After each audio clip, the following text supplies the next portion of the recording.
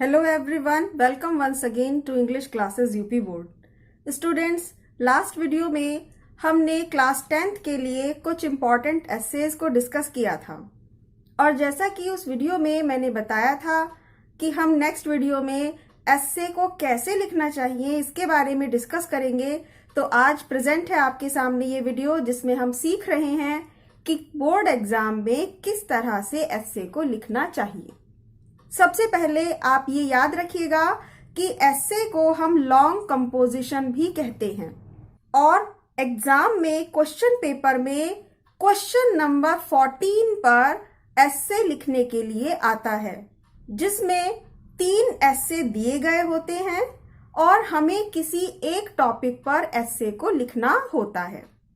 UP board की class 10th board exam में आया हुआ ये क्वेश्चन पेपर मेरे पास है जिसमें आप यहाँ देख सकते हैं कि क्वेश्चन नंबर 14 दिया गया है, right a composition. Composition means essay on one of the following topics.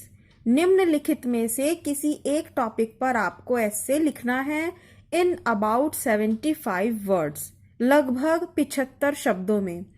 Points are given below, नीचे पॉइंट्स दिए गए हैं, हेडिंग्स दी गई हैं for each topic to develop the composition, ताकि आप इस पर अपना कंपोजिशन डेवलप कर सकें, अपना लेख लिख सकें।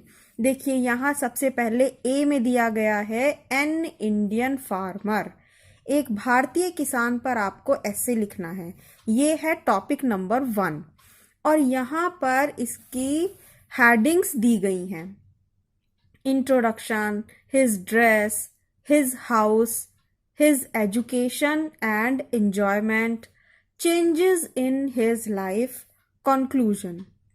इंट्रोडक्शन हेडिंग डालेंगे, हम बताएंगे कि भारत किसान का देश है, यहाँ पर सबसे ज़्यादा खेती की जाती है।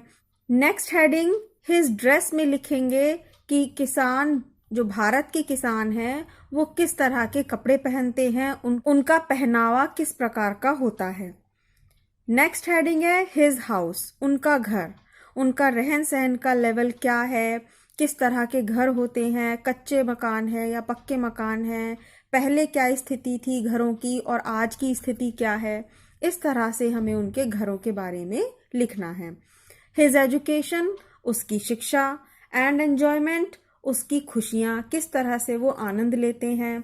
गाँव में किसान जो है वो वहीं पर आपस में बातचीत करके खेल तमाशों के द्वारा अपने आप को एंटरटेन किया करते थे, लेकिन आज की सोसाइटी में आज बदल गई है सब स्थिति और आज सभी के घरों में टीवी भी मिलता है, लेकिन कुछ किसानों की हालत बहुत खराब है, उनकी शिक्षा का भी कोई प्रबंध नहीं हो पाता और उनके एंजॉयमेंट का भी।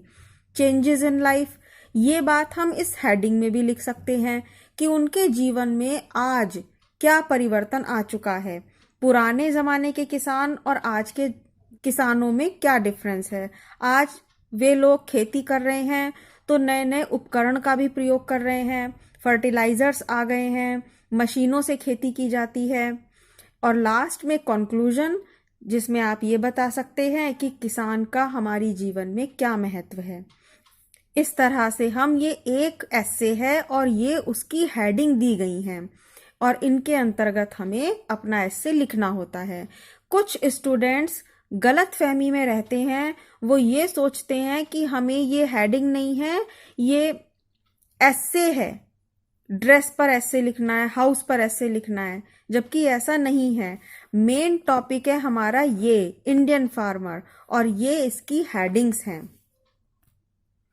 और अब हमारा सेकंड टॉपिक दिया गया है T20 क्रिकेट मैच, जिसके बारे में आप सभी जानते हैं। T20 क्रिकेट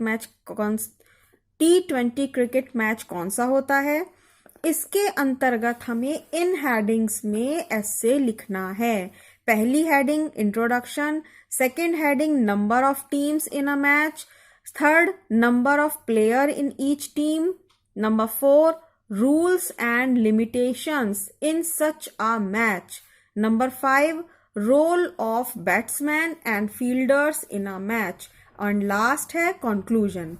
जैसा कि आप इन हेडिंग्स के द्वारा समझ रहे होंगे, हमें ये बताना है कि इन T20 मैच क्या चीज़ है, क्रिकेट मैच कैसा है, क्या होता है, नंबर ऑफ टीम, कितनी टीम होती हैं, कैसे खेला जाता है, नंबर ऑफ प्लेयर्स, कितने खिलाड़ी होते हैं, रूल्स एंड लिमिटेशंस, इस मैच में कौन कौन से रूल हैं, क्या क्या लिमिटेशंस हैं, क्या क्या नहीं होना चाहिए इसमें, ये सारी बातें हमें इन हेडिंग्स के थ्रू बतानी हैं। Role of batsman and fielders, एक मैच में, क्रिकेट मैच में बैट्समैन का और फील्डर्स का क्या रोल होता है, बैट्समैन किस तरह से इंपॉर्टेंट है, फील्डर्स किस तरह से इंपॉर्टेंट है, ये इस हेडिंग में बताना है। और लास्ट में कंक्लूजन कि एक मैच देखना कितना एक्साइटमेंट देने वाला होता है, लेकिन हमें खेल की भावना को बनाए रखना होता है। ये सारी बात कहकर आप कंक्लूजन के बाद इस एस्से को फिनिश कर सकते हैं। और अब हमारा थर्ड एस्से, तीसरा एस्से है योर क्लास टीचर। ये क्लास टीचर पर लिखा जाने वाला, कक्षा अध्यापिका पर लिखा जाने वाला एस्से है।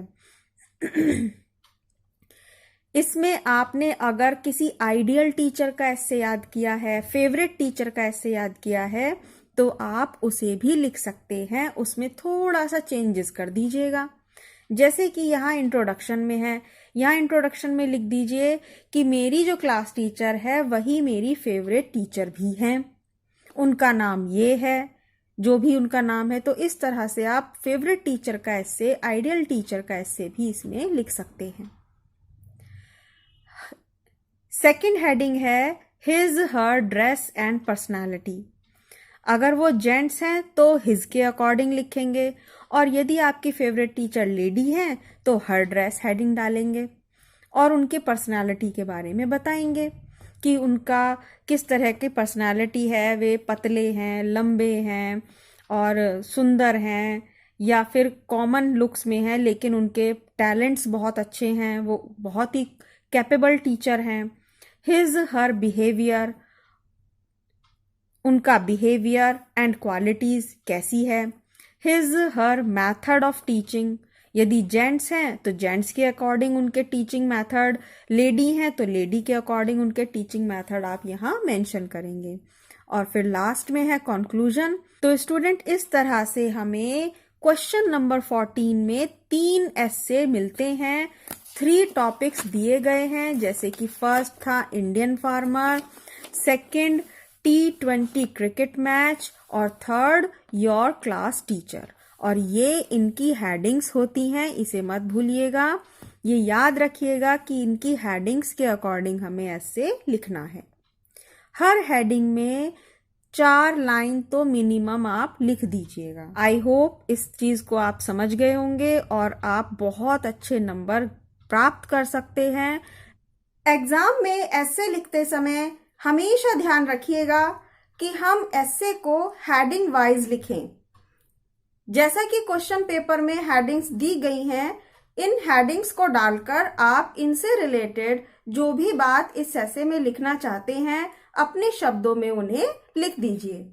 एस्से में यदि कोई एक इम्पॉर्टेंट लाइन है, कोई आपका बहुत ही अच्छा विचार है, या किसी महान व्यक्ति के द्वारा कही गई कोई बात है, तो उसे आप उस एस्से में कोटेशन के रूप में डाल सकते हैं। जैसे माई बेस्ट फ्रेंड में अक्सर एक कोटेशन देखी जाती है, a friend in need is a friend in deed. जरूरत के समय जो दोस्त है वही वास्तव में सच्चा दोस्त है।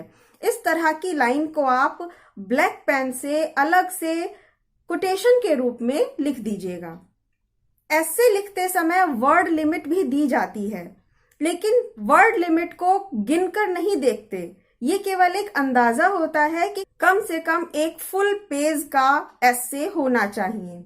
हर हेडिंग में आप 5 लाइंस जरूर लिखें। स्टूडेंट्स, आई होप कि आपको ये वीडियो काफी अच्छे से समझ में आई होगी। और एस्से लिखते समय सबसे इम्पोर्टेंट बात है कि घबराइए नहीं, आप उस एस्से को बहुत अच्छी तरह से लिख सकते हैं।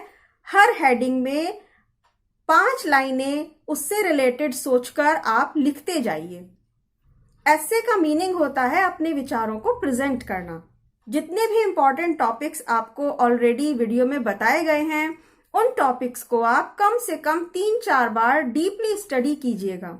जैसे एक ऐसे को आप 3-4 बार पढ़िए और फिर किसी और कॉपी पर लिखकर देखिए। इससे आपको ये पता चलेगा कि आपने जो ऐसे अभी पढ़ा है तो आप उसे किस तरह से लिख पा रहे हैं।